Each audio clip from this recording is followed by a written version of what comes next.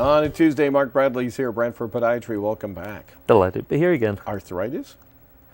Arthritis? Arthritis, yes, Really? indeed. Now, why did I always figure if you got that, you're stuck with it, that's it? It's part of growing old. And unfortunately, it's been kind of ingrained into us. We quite often go and complain to our poor family physician about the fact we're having pains here and pains there.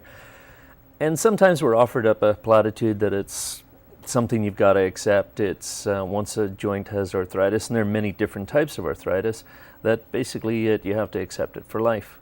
And the important thing is with the traditional osteoarthritis, it's typically either caused by overuse, just using it too long, or if a joint is used in a manner that it wasn't originally intended for, that speeds up the wear and tear.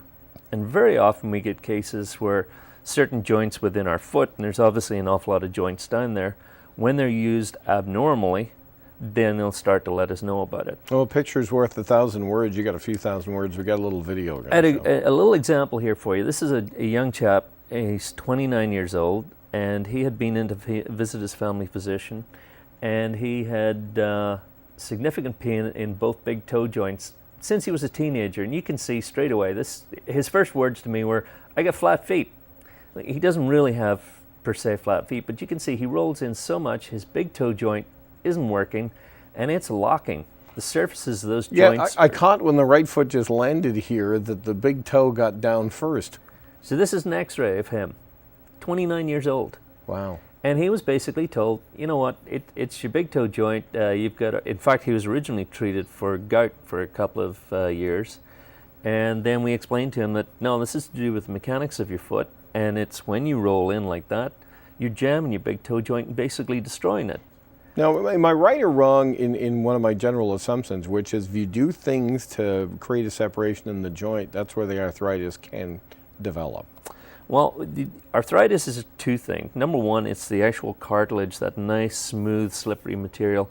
When that gets worn out, then you've got basically bone on bone, and there are sensory nerve endings that'll pick up on that. The other thing is around the margin of the joint, you'll actually get new bone growing too. It's how the body tries to limit the amount of movement. So both of those can cause pain.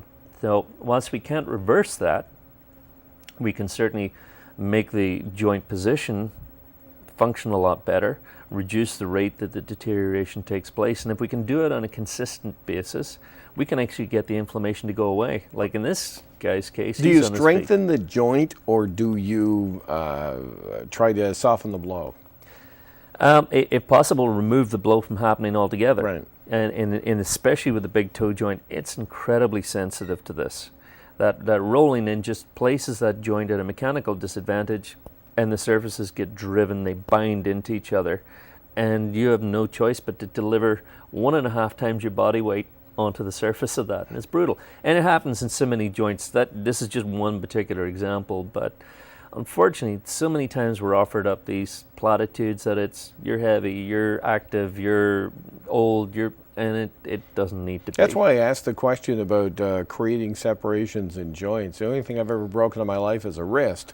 And I asked the doctor, well, we'll cast it for 6 weeks. And I said, anything else? Well, you'll probably get some arthritis. Well, again, depending how well it's casted. Right. And that's a particularly sensitive little joint, especially if it's the scaphoid one.